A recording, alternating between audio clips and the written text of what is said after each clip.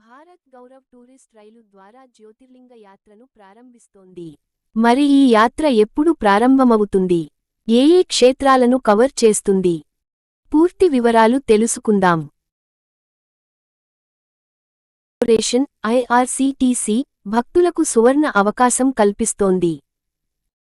Bharat Gaurav tourist రైలు ద్వారా జ్యోతిర్లింగ యాత్రను అందిస్తోంది. ఈ యాత్ర ఏప్రిల్ 27న ప్రారంభమై మే 8న ముగుస్తుంది.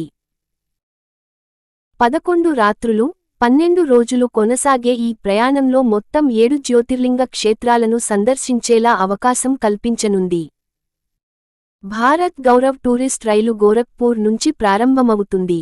లేటెస్ట్ మళ్లీ ఆడపిల్లేనని చేనేతల పొట్టకొడుతున్న సర్కార్ ఏడాదికి రూ. 80 లక్షల జీతంతో కొలువు. ఏ ప్రభావంతో పోయిన ఉద్యోగ పీఆర్సీ నివేదికలో జాప్యం వద్దు. ఉద్యోగుల సంఘం కాళేశ్వరానికి పైసా ఇచ్చారా? కేసీఆర్ ఇంట్లోంచి తెచ్చారా? చేనేత కార్మికుల పొట్టకొడుతున్న రేవంత్, కవిత డ్రగ్స్ కేసులో ఆర్థిక లావాదేవీలపై విచారణ కల్పిస్తోంది. భారత్ గౌరవ్ టూరిస్ట్ రైలు ద్వారా జ్యోతిర్లింగ యాత్రను అందిస్తోంది. ఈ యాత్ర ఏప్రిల్ 27న ప్రారంభమై మే 8న ముగుస్తుంది.